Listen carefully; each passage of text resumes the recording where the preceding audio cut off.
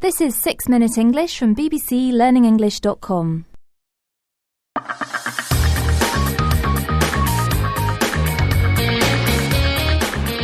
Hi, this is 6 Minute English with Yvonne Archer, and joining me today is Callum Robertson. Hello, Callum. Hello, Yvonne. Thanks for joining me. Now, today we'll hear a report about some research which might help to explain some of the mysteries of love, such as why we fall in love. But first, I have a question for you. As usual, are you ready? Oh, yes. Good. In 1991, Minnie Monroe became the world's oldest bride, aged 102. But how old was her groom, the man she married? Was he 97, 80 or 83?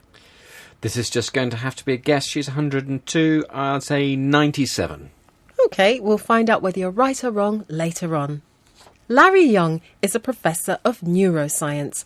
That's the study of the structure of the nervous system, how it works, and the diseases that can cause it problems. And Professor Young, based at Emory University in Atlanta, Georgia, in the United States, used prairie voles to find out why people fall in love. But what are prairie voles, Callum? Well, a vole is a very small animal which looks like a mouse, but it has smaller ears and a short tail. And voles usually live in fields near rivers, but the ones from Professor Young's study live on the prairies, large areas of flat, grassy land in North America. So they're known as prairie voles. OK, now for some scientific language. What is meant by surges of chemical? A surge in something is a sudden great increase in it. So surges of chemical are large sudden increases in the amounts of a chemical. And finally, what is a compound in terms of chemistry? Well, that's a substance, something that contains more than one element. So if there are two or more chemicals in a substance, it's a compound substance. Thanks, Callum. Now it's time to hear that report from the BBC science correspondent, Pallab Ghosh. As we listen, try to find out why Professor Young decided to study prairie voles to help with his research.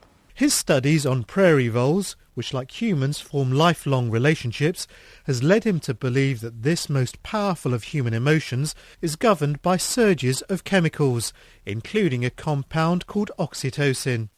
So Professor Young believes that the love we feel is governed or caused by great and sudden increases in the amount of oxytocin in us, a chemical. But why did Professor Young study prairie voles to help with his research, Callum? Well, because they're like human beings in their relationships. They stay with the same partner throughout their lives, so they form lifelong relationships, just like married people. Oh. bbclearningenglish.com. Now, in the next part of today's report, we'll hear how Professor Young believes that there's a possibility that the chemical oxytocin could also be used in two other ways. Firstly, an antidote for the broken-hearted. Unfortunately, most of us know what that means, but what is meant by an antidote, Callum?